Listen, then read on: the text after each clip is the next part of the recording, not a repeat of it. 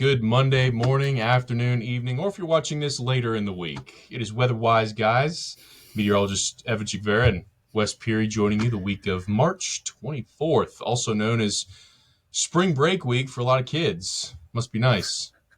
I was about to say, unless you're watching us from Hawaii, where you may be spring breaking, it is early on Monday morning. I think it is like 6 a.m. on Monday morning. Speaking of Hawaii, we will have the riveting conclusion of Wes and Evan attempting to forecast for Hawaii. It does not end well for one of us. So, I attempted to forecast on my honeymoon in Hawaii, and it did not work well for me. when we got married, I remember trying to forecast for our wedding because it was outside. We had a landfalling tropical storm, and then our honeymoon location actually got destroyed by Hurricane Maria. So my family was all like, "What good are you?" And I said, "How am I supposed to know when there's a Hurricane Maria is going to come barreling through the Lesser Antilles? You just you can't win." But we are getting better at We are getting forecasting better. hurricanes in general, so that's good. It is quite astounding, actually, some of the numbers Wes found, how much better we've gotten just over the last several decades. It's a good thing, leads to saving lives. And to build on that on the smaller level, because, hurricanes, we're looking more the synoptic, big scale. Hurricanes are huge. Tornadoes, individual thunderstorms, we're getting better with that too. And that comes with technology. Do we have it all figured out yet? No. There's things we can do better. We talked about this last week, all the tornadoes. We ended up 16 tornadoes in Alabama. 15 of those were in central Alabama in the Birmingham, our forecasting office's area. And people asked me, they said, "How come when you guys are on air," and I'm not sure if you've gotten this question, "how come you guys don't say what strength it is or the rating?" Because we say, "Oh, here's a Category 2 hurricane." Or a tropical storm or Cat 5, whatever it is. So we'll kind of discuss that. And if That's a you're a good one. basketball fan, sorry, go ahead, Wes. No. I was just saying that's a good one. And some we're Mississippi State alum, so we don't have a whole lot to be happy with sports. We don't want a lot, just a little. I think softball team is doing really well. I think we had some sort of track and field athlete recently win the national championship. I think our tennis is pretty good. Women's golf is actually killing it. So, Yes, there are some things. You know what? Let's just start there. Let's just start on a positive note across the yeah, board. So all I had to hear about today was how great Auburn and Bama are because that's our state, and it always came out of that chat to weather. And I was like, "Cool guys, we got bounced." So since Mississippi State won a tournament game in 2008, the iPhone 3 has come out. That was 3G. NASA's Curiosity rover landed on Mars. Pretty good. Spain won the World Cup. Its first ever. I think big soccer country. are these all things that happened in 2008? No. This is between 2008 and now. Okay. The original Avatar and the re-release of Avatar has come out. So if that dates you, I was in high school. All right. I So took my girlfriend on a date to see the original Avatar. Yeah, I remember that. in high school, I mean, it's crazy. Barack Obama was elected the first African American president back in 2008. So that was kind of coinciding when last Mississippi State won. We had a historic outbreak in 2011 of tornadoes, of course, Oh yeah, we across did. April 27th, 2011. That's a day that will never be forgotten, I think, in our world, Wes. We had Yeah, a we global were right in financial it. crisis.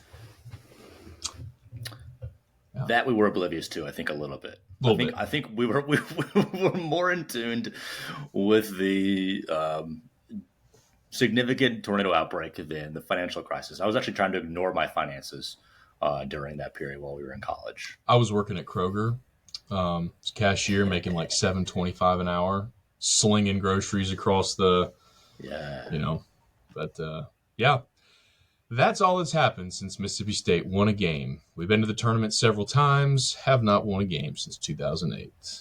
The Hail State. baseball team has won the national championship. You are Mr. Oh, Positive. I that's appreciate a that, Wes. positive thing that's happened. Not always, but I will be for this podcast. Thank you. Baseball team won the national championship. Football team was ranked number one for the first time ever in the country. I think that lasted 1 week, Actually, 2 weeks. if you look back at that, we had a bye week, so I think it actually lasted a couple weeks. I had a conversation with somebody about this, and it was longer than I thought. So yes, we were the very first ever. What was that? College football playoff poll number one, Yeah. 2014. Me and Wes watched that episode of Paul Feinbaum back when it aired. So I used to watch a lot of Paul Feinbaum actually. Like after class, just did back when the SEC network was getting big. A lot of Paul Feinbaum, SEC, like Nation, everything in general. that was It was early great. on when they launched the SEC network, Yeah. 2013, 2014. That was like a part of our routine. We get done at 2 with school, with classes, and then we'd watch. And since we were good, it was kind of fun to have them talk about us. So, Little did we know we were living through the historical, probably greatest period of Mississippi State sports. speaking of historical West, we kind of left off on this last week. And I just wanted to touch on this, or let you touch on this as far as like how our numbers got better, because this kind of surprised me. I did not realize, the rate at which we've improved with both modeling and actual human forecasting over the last 30, 40 years. Yeah, and first thing that kind of stands out for me is that look the 3, 5, 7, and 10 day forecast. As you go out in forecast time, look at the difference in spacing between those two. So between like the green and the blue, the green and the purple and the red. So as you generally kind of go out through 1981 to 2018, the days 3 through 7 have generally gotten a little bit closer together.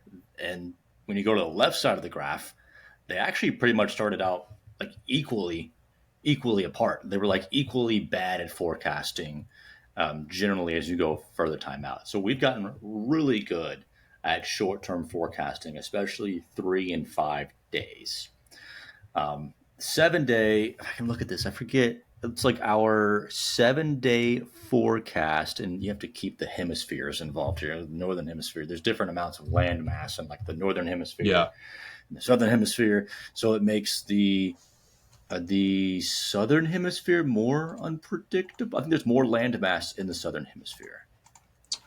Do you know off the top of your head? Sorry, I'm trying to I think. may have cropped some of this out here, No, you're good. No, I but think it was all the there. northern hemisphere is solid. The dotted line is southern. Yeah, So yeah. Just like thinking in general, I think that like the northern hemisphere has more land mass than the southern hemisphere. I think you're right, because the southern Pacific Ocean, then you have the Southern Ocean.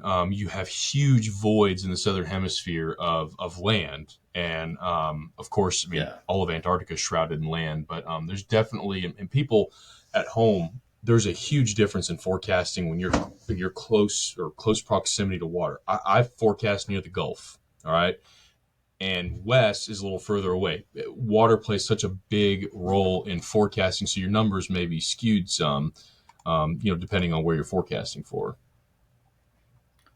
Essentially, water is easier to forecast nearby than it is in the middle of the country.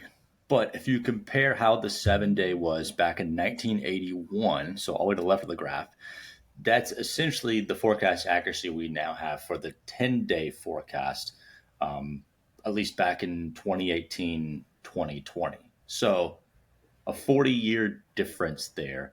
We are getting better, but it's still really difficult to make a 7 day forecast with really days.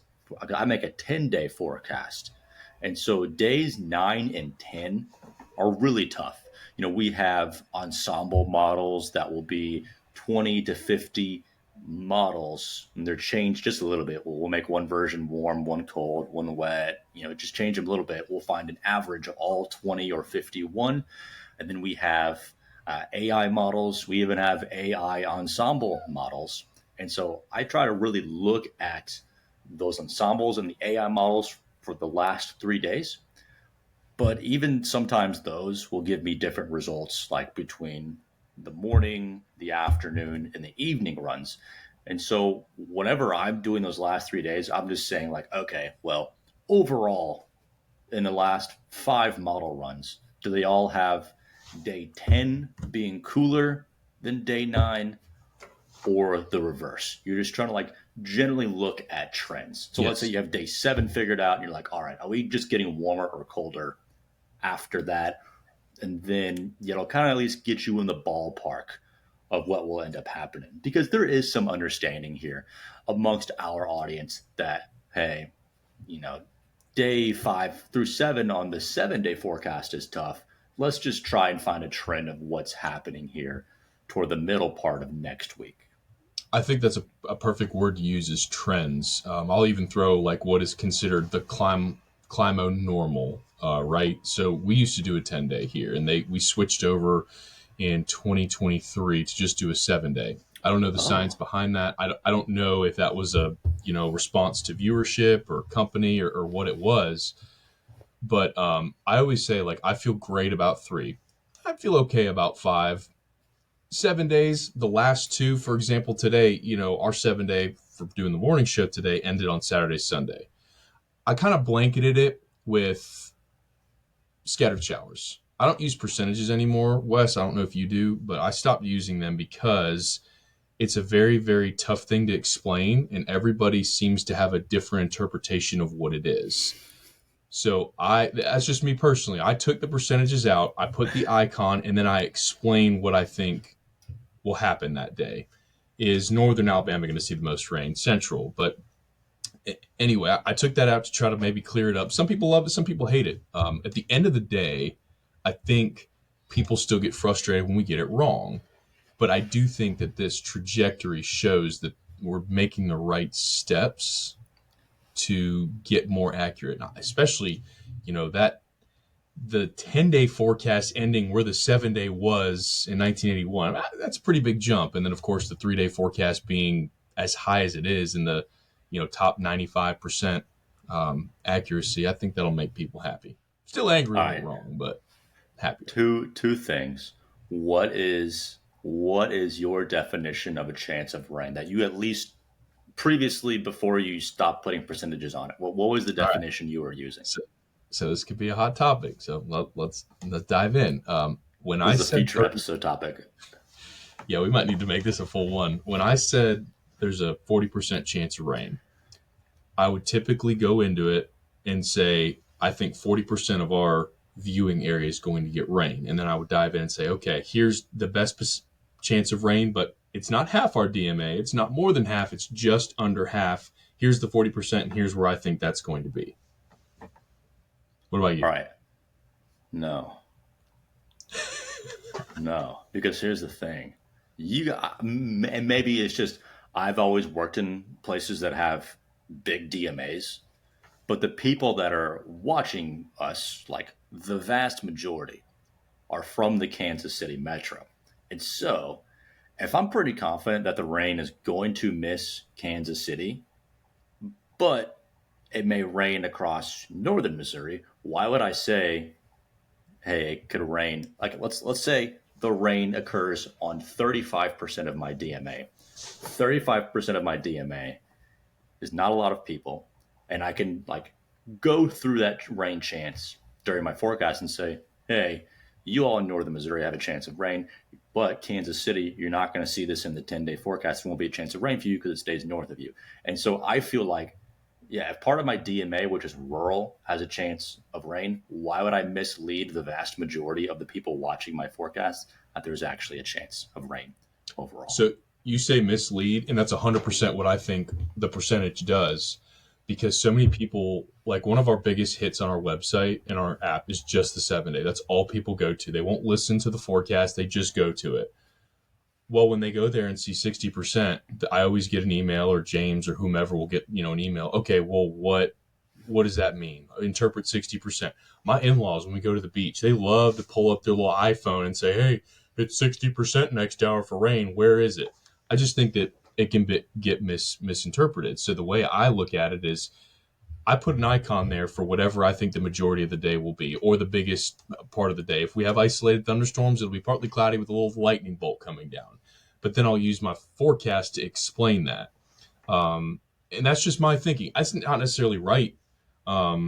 It's just, it actually came about on a day I was forecasting, and we were all going to get rain. Like, it was a no duh. And I had like 90% on there because I was a chicken and didn't go 100%, whatever. And somebody was like, dude, if it's going to rain, just just put rain underneath in words. Stop putting a percentage. I was like, all right. And so I just ran with it for about 6 months. I've done that, where I just have that, and I haven't had anyone come after me with it. So we'll see. Maybe we'll get people's opinion. Do you like the percentage? Does it help? Does it hurt? Does it leave you with more questions? And what do you perceive as percentage? I I'm not going to expand this further because we can go for 30 minutes on this. So this will be another topic. Future episode. Okay, so I want to get to this too. There's something else you pointed out, Wes, which again is interesting and very beneficial. Is tornado, hurricane probabilities. Look at me. This is probably even more beneficial than the first graph that we showed you because, I mean, I'm not forecasting severe weather super accurately 10 days out, but this is, I would think, more beneficial because hurricanes do more damage than any other type of natural disaster. And so this just shows that or the track at least, so where we think the center of the storm is going to hit has gotten a lot better. Even, when we're 120 hours out, was that like 4 days or something? Like 4 or 5 days out. Looks like they just started doing, which I didn't know. I guess like they just started doing 5-day hurricane forecasts back in 2000. That's when those two Yeah. lines So that was began. something I was reading when you sent this for me. Is that they didn't start narrowing it down because there was such a little difference between the forecasting ability of 96. Once you got beyond 96 hours, it was like, I mean, we don't know hardly anything. And honestly, the 72-hour forecast, look back in 1970, there's a deviation of 700 miles. What? That's huge. And they got really bad. Apparently, 1965 was fine, and then 1970 Fell off a it got cliff. awful. Yeah. I don't know what happened there. Man, yeah, I wouldn't want to be with the involved in forecasting in 1970, 72, because that was rough. But just another way to illustrate that. Here's another one. And again, this is not like a total like weather flex here. We're very, very thankful for the National Hurricane Center, the National Weather Service. We work like in conjunction with them, but just to see these improvements in the radar here as to where, like, narrowing it down, not just like 50 miles, but hundreds of miles, Wes. Like, and these things, as you mentioned, like, it's a longer term. Like, we see these days out, but to figure out where exactly the eye is going to hit, the eye wall, what side of the eye wall. For me, when I was in Dothan, if the storm passed to our west, we were in trouble because that side of the system, the northeast quadrant, was going to hit us. If it passed east, we'd get rain and some wind, nothing crazy. So even beyond landfall, this carries weight as far as where it's going to head and the importance of really knowing where hurricanes are going. That landfall, like post landfall, is a good point because it's the rain and the surge flooding that does most of the damage from hurricanes, at least the most loss of life, because you can evacuate people off of the coast for sure, but the flooding rains that come after landfall are a really big deal. Something that I found really interesting, this you just brought this up, and we may be seeing that a little bit. See how the track error comes up a little bit in the 2020s? Then that last one, Mm-hmm. 120 hours. I'm trying to think if it shows up at all.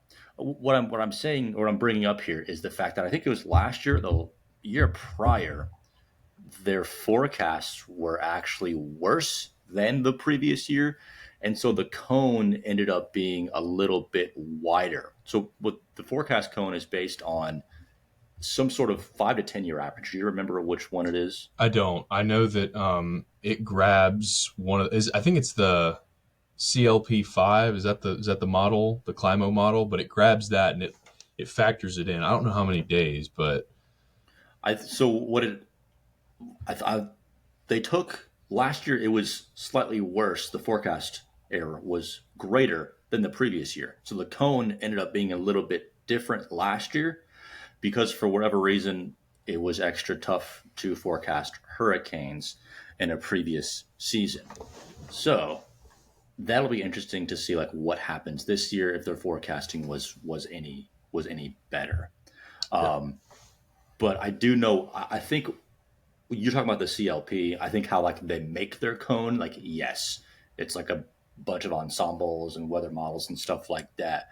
But the general width of the cone as you're going out in time is based on a number of years of forecast error.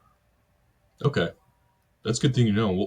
We'll be able to dive into some tropical stuff, and I know as do you several meteorologists that really like hone in and specialize with the tropical. But yeah, it's Honestly, no, I don't. But that's all you. I'll let you do that topic. yeah, I know a couple, and it'll be fun to talk with them because even some of the smartest people, these massive systems, there's always like some sort of a standard deviation, a little bit of a wiggle room. That's what the cone of uncertainty is for that uncertainty. Something that happens. Do our winds shift?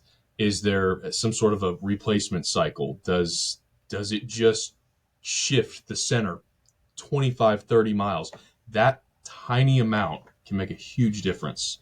Ask anyone who's been part of a landfall. You hit the eye wall versus, just north of the eye wall, you have a totally different setup. So, again, headed in the right direction. Still have work to do. And that kind of takes me to this.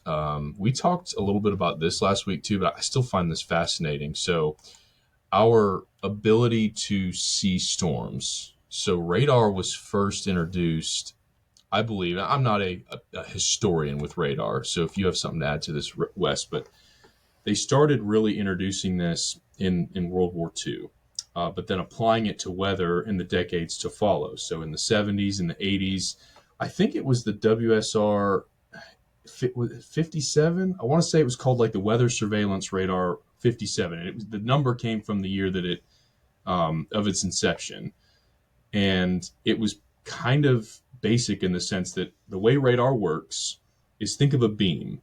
Okay, it spins round and round in that big dome. You may have seen a radar dome before. And what it's doing is that those radio waves that are going out, they're hitting objects, hydrometeors, and then based off of how many, how few, the type, it sends back a value that we interpret with a color and reflectivity. So that would be like your basic rain. And, back in the 50s, 60s, 70s, even the 80s, like we didn't have all of these products. So we were having to do a lot of guessing. I say we've been so fortunate that we've been forecasting in the dual pole era where we've got what you're seeing here, velocity. We've got the debris signature, correlation coefficient. If you've gotten annoyed at hearing your local meteorologist say correlation coefficient because you're like, what the heck is that? That sounds really nerdy. This just finds things that should not be there in the atmosphere. It'll find hail, but anything that's going to show up as this blue is stuff that's not a hydrometeor. It's stuff that should not be there. And it's stuff like this or products like this that have come about that not only help us to identify, but almost confirm. The National Weather Service will confirm a tornado. It won't have a visual on it, but when it sees this, as there's debris in the air, we know pretty darn well that something's been lofted from the surface. I do like that we have the ability to actually call it a confirmed tornado because I feel like we are always walking this very fine line where it's like, well, unless they go do the survey, we don't know if there's a tornado or not. We can't say anything about a possible tornado. It's like, no, this is like it's a tornado. We see it. Someone saw it. We'll figure out how strong it is, you know, at a later time, or we may be able to make estimates somewhat on the fly based on how tall the debris has been lofted into the storm, or the gate to gate velocities, which I saw you and James doing. You're looking at the inbounds and the outbounds, the velocities. So if those numbers are super high, then you're generally able to say this is a strong tornado, a weak tornado, a violent tornado. And that's a good point. The gate to gate with this, I didn't pixel query it on here, but where you see that really bright green, I think that was on the order of between, it was either 98 and like 113 miles an hour, somewhere in that Yeah, range. So that's wind velocity towards the radar. And then where you had the red, it was less or so, but you had, like 35, 45 mile an hour winds going away. So you take that, and to your credit, or to your point there, is depending on how high that gate to gate is, that typically has some bearing on the intensity of a tornado. One of the questions I got this past week was, why don't you guys call out what strength, what level tornado it is? And the rating for a tornado, unlike with hurricanes, is actually assessed afterwards. So the National Weather Service, after a alleged tornado, has gone through, which again, these were all radar confirmed on these images you're seeing here. I mean, we knew this was a tornado. You don't see debris lofted 21,000 feet into the atmosphere without there being a tornado. So they confirmed this, which also helped tell people to get into their safe place. Another right. thing that's great about this, in this new technology, this newer technology, is when we can tell people with certainty there's a tornado there. The response we got, everybody got into their basement, the storm shelter, wherever it was, because they now know. Um, but this is just another one of those things that helps. And like you said, we can probably tell it's a dangerous tornado. This ended up being, I believe, an EF2 or an EF3. It was not an EF1, so it was on the EF2 or higher is considered a decently strong tornado. So based off of just this, in the moment, we were like, that's a strong tornado, and it's surveyed as just that. A lot of people don't really take your warning about a tornado seriously unless they see damage from it, see a picture of it, or something like this, where I think there's at least a good enough understanding of the science that like we put out was saying, hey, like we can see that there is a tornado here, and that'll make them actually go to their basement or take it seriously. If there's just like a tornado warning, people are going to go try to look. They're going to go Yep. stand outside and go see if they can actually see the tornado. And then they'll be like, oh, okay, we should probably go to our basement now. And here, we can almost never see it. I've chased a couple times where you can see the wedge, but down here, there's so much rain with the supercells we get that they're. I mean, if you stand outside to see it, you're not going to see it. Then there's going to be a wall of rain, and then bye bye. I mean, because the funnel is going to be right behind there. But this technology and our ability to confirm it, I don't know if there's a way to look at the statistics, but I have to believe just being able to tell the viewer, hey, this is down. This product tells us that there's something there, and we're pretty confident when you see that gate to gate shear, the red and the green touching. But this, solidifying that, and then people, they take it seriously rather than try to go see it, or at least I hope so. There's a time in my life when I popped my head outside every time there was a warning to try to see it. Oh, yeah, same. And that is not that uncommon, especially people in the Southeast and the Midwest who understand that, like, this weather is crazy. They find that, like, entertainment. Like, there's entertainment value out of not just watching people on TV talk about the weather, but, like, experiencing it and seeing a tornado. And so they will wait till the last second to actually get to the basement. Unless you tell them there's a giant tornado coming for your town. Like, you have to. There's no time to look at this thing. Like, go to your basement. And sometimes having the reporters out there. I know after this, so this one went right through the town of Gordo. This is a town, if we went to Mississippi State. If you're driving from Tuscaloosa to Starkville, you have to go through this town. There's Speed about trap town. three lights. Speed trap town. I'll say it. I'm not in your DMA. Gordo's a speed trap town. 100%. If you do not slow down to 35 from 55, they'll get you. Gordo and Reform, those are your two speed traps. But you know this well driving through. And our news crew got there, our field crew, and showed the damage. And so the people in northern Tuscaloosa County and then Walker County, where this ended up heading, all took cover. Mm-hmm. Everybody was aware this was coming because they saw at least the aftermath. So, again, this, I think, all just points to the same thing. Our technology's gotten better. It gives us more eyes into it, and it's improved our forecasting. And in severe instances, I think really helped with the lower fatalities, lower injuries. Things are still going to get destroyed. That happens, but people can survive these things if they take the right action. We talked about kind of the ability to somewhat give the tornado a rating on the fly. That's not generally something that the on-air meteorologist will do, unless you have two or three people with a decent understanding of how high the debris has to be lofted and where that has historically correlated with the strength of a tornado. This is something that the National Weather Service will try to do on the fly. Let's say there's five people working a severe weather shift and there's only one or two tornadoes, then there could be an extra person that's able to comb through the data a little bit better and be like, hey, this correlates with this type of tornado. Yeah, that's a good way to put it. And I would not know. Me personally, I've done this for 10 years. I would not know to look and see, hey, the debris lofted this high. It's this strength of a tornado.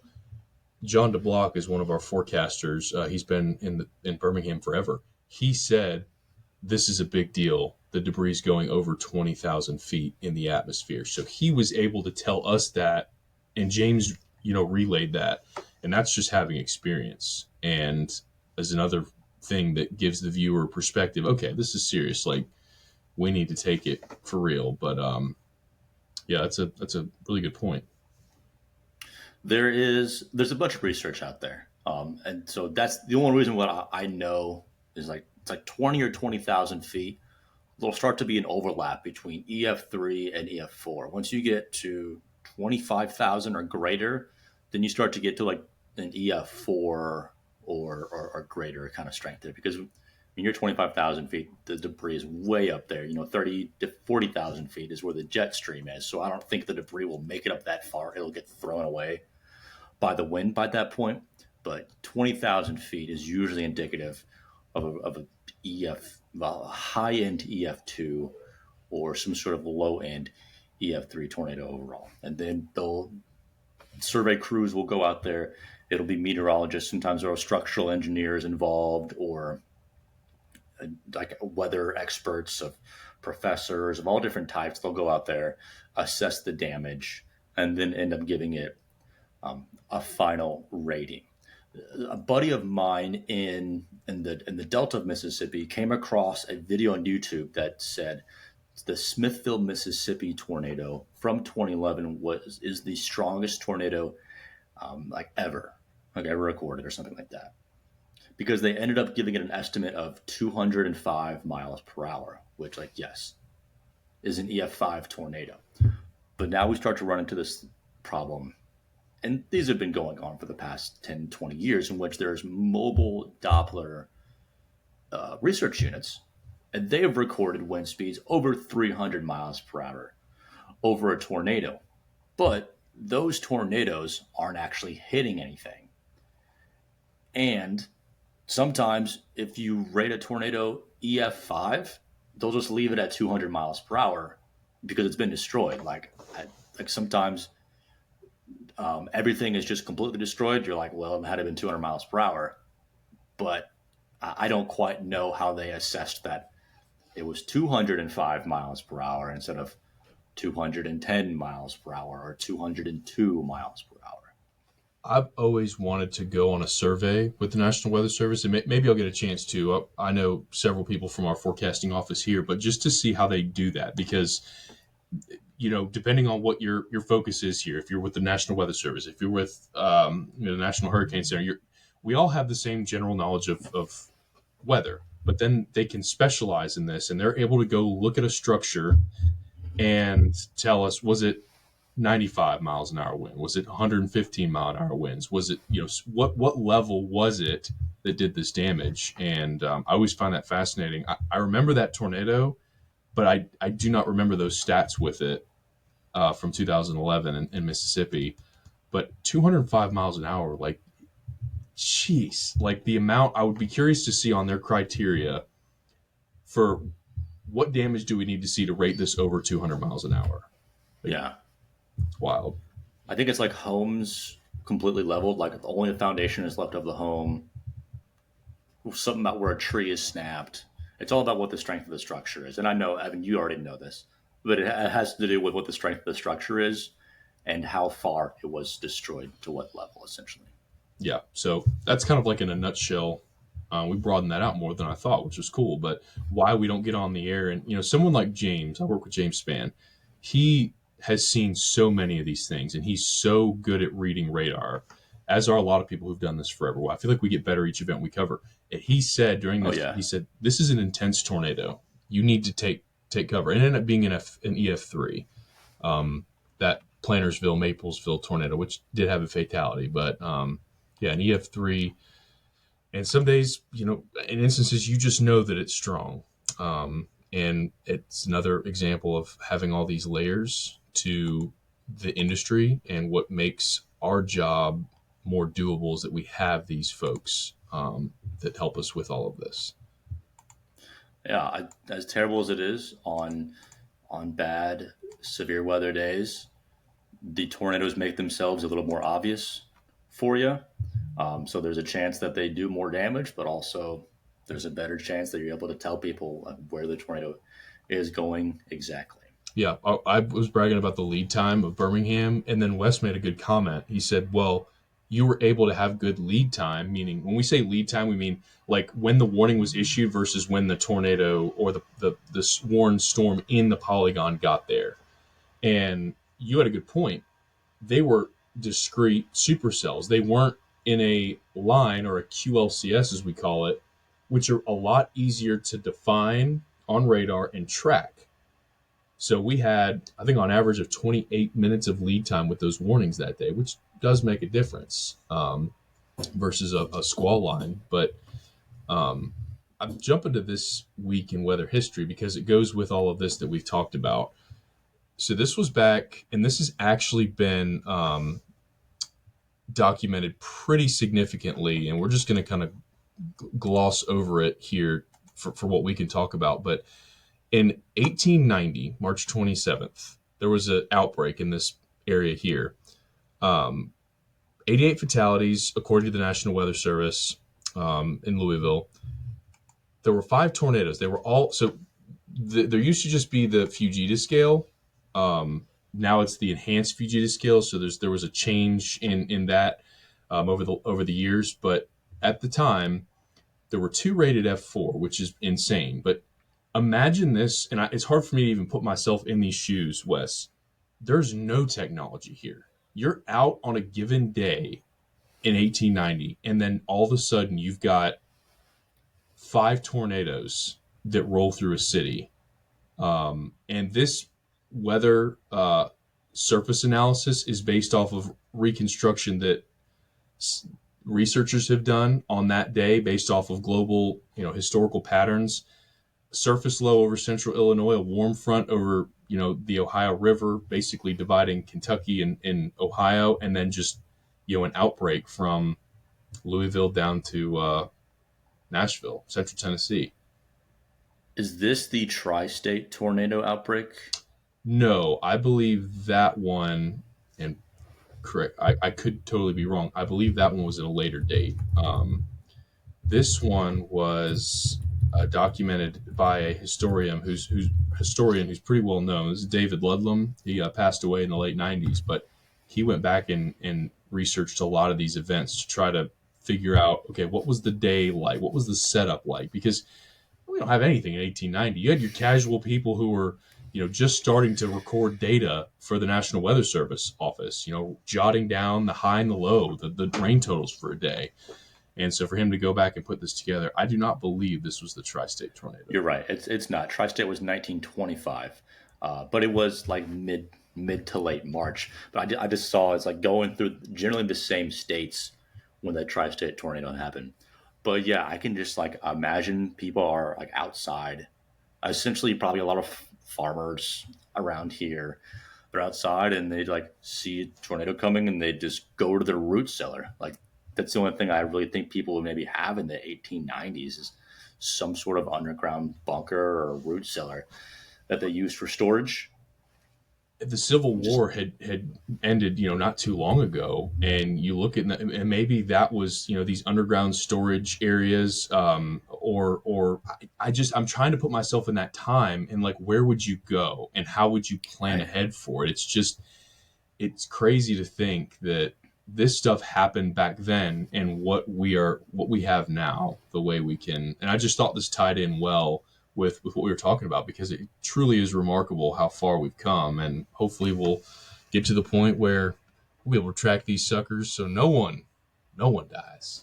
I'm trying to think of like what deadly science or Earth occurrence that maybe is in its infancy right now that weather was at this point. Like I don't know, like earthquakes or volcanic eruptions or something where we just kind of have a general idea of something may happen soon. Like I'm sure it was warm and windy leading up to those days. Like we have some general idea of all right, this volcano is starting to act up a little bit, and then it just erupts, goes crazy. Like what happened in New Zealand or something like that.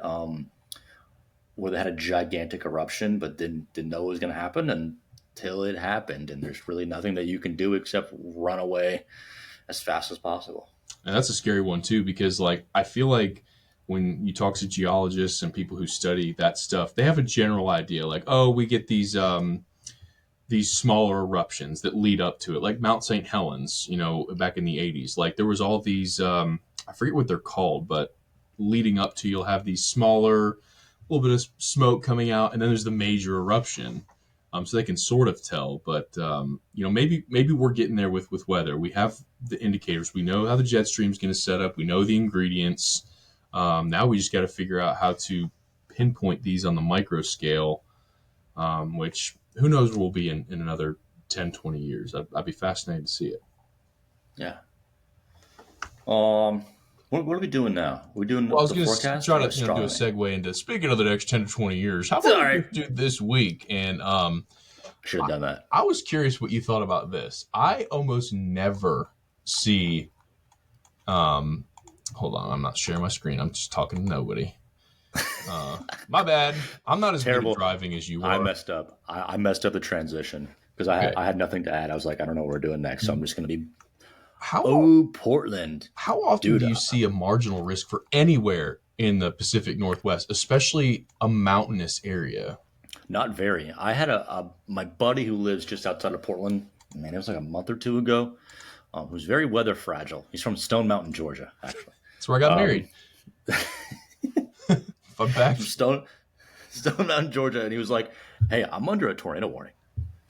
Am I okay? Like, what do I need to do?" Uh, the county he's in is gigantic. Like the county that Portland is in is huge. Like goes up to the mountains. And I was like, "No, you're fine. Like the tornado is going to be south of you." But then my curiosity hit, and I was like, "I wonder how like TV stations handle this." That's like Did not care at all. Could care less that there was a tornado on the ground going through the biggest county in their DMA. And I'm like, that's okay, crazy. See, and there's some people like you think about this. You forecast in San Diego or Los Angeles.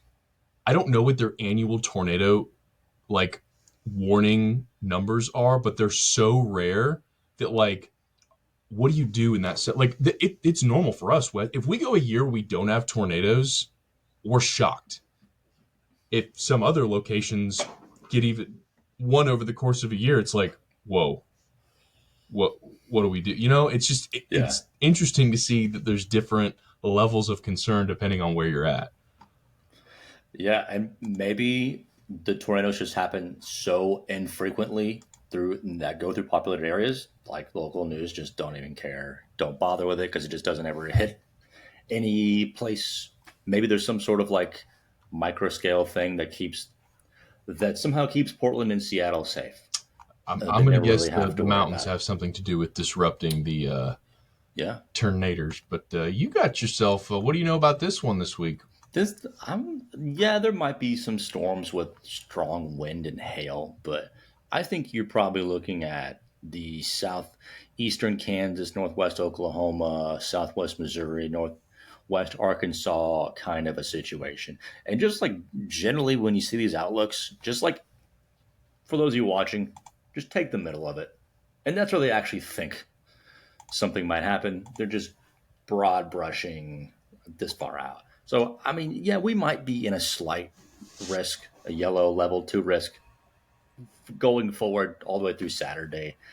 But I don't think there are going to be tornadoes. The thunderstorms would happen at night. And so this may just be a little squall line comes through part of the country and just kind of blows through Saturday night into Sunday morning. I'm glad you What do said it the you? way you did, and Yeah.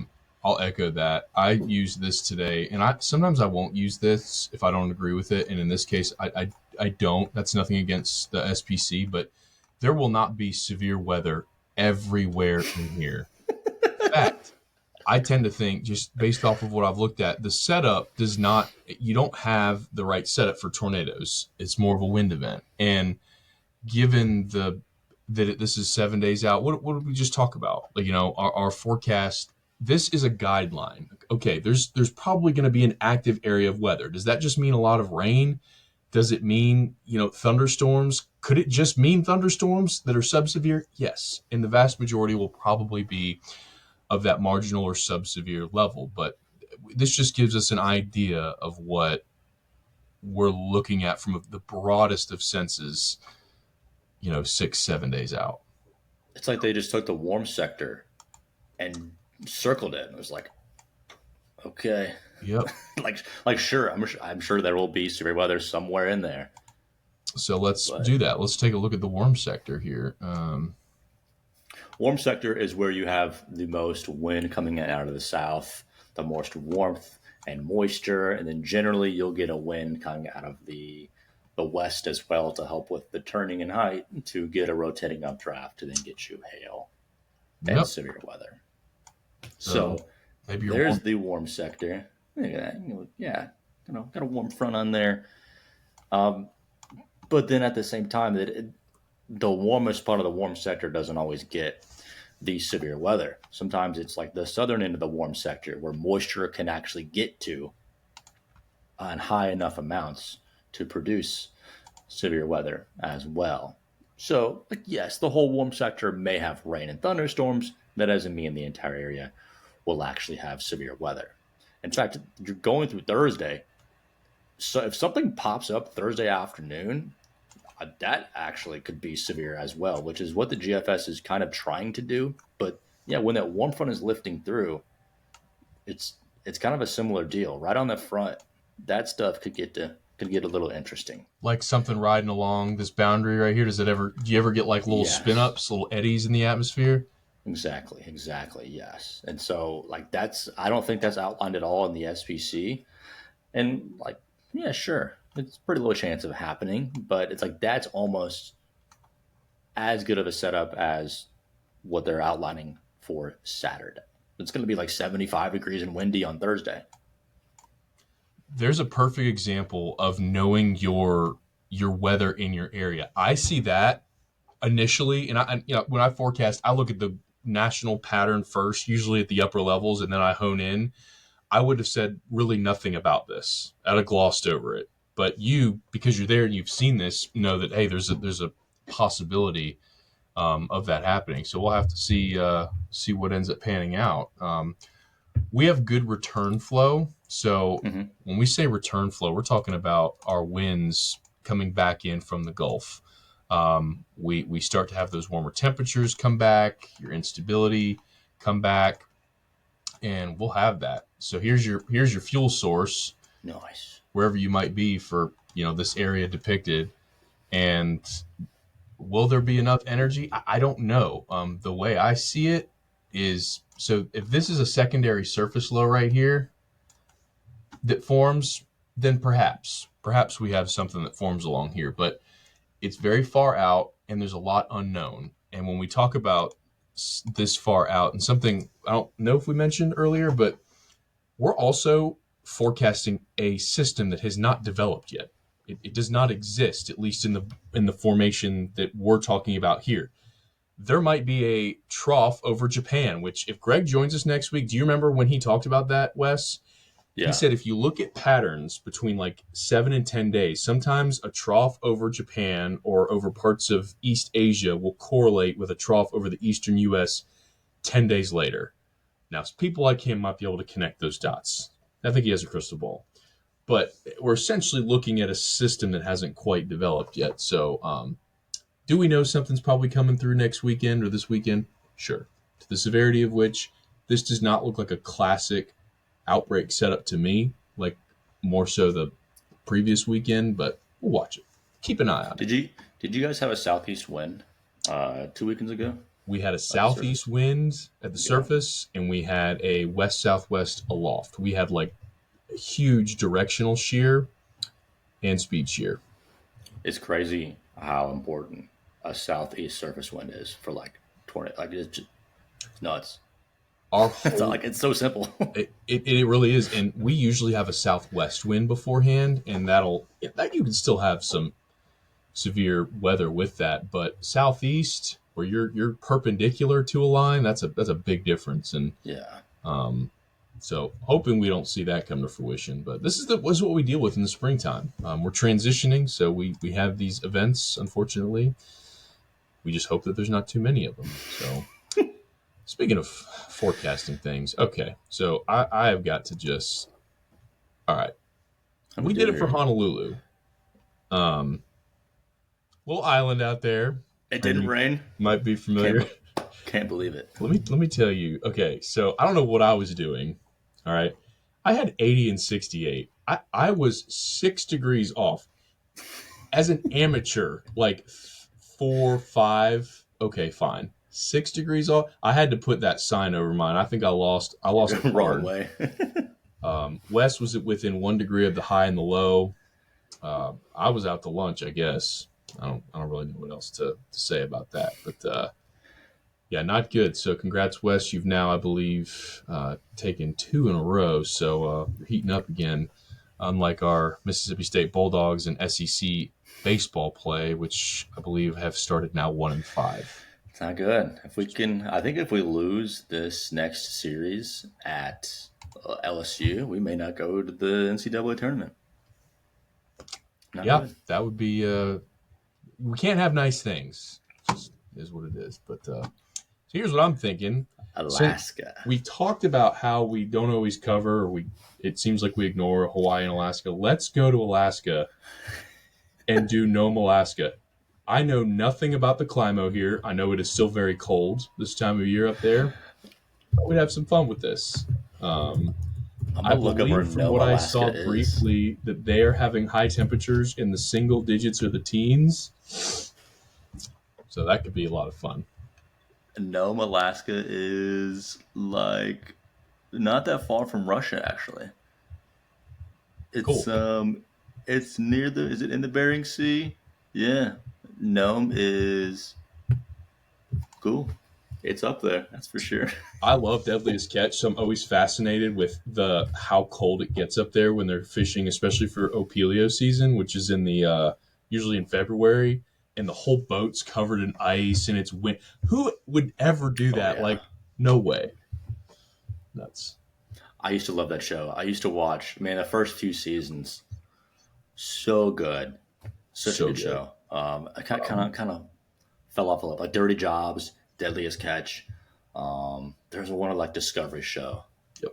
that was must see TV for That me. was Wheelhouse. I think it started in like 2004, 2005, and I watched it all the way through like I think 2015. And then I don't know if it was the same thing every year. Some of the main captains fell off, but I was always fascinated that these Yeah. men, knowing that it's going to be 8 degrees, freezing spray, and you work these 36-hour shifts, that they would willingly go out there.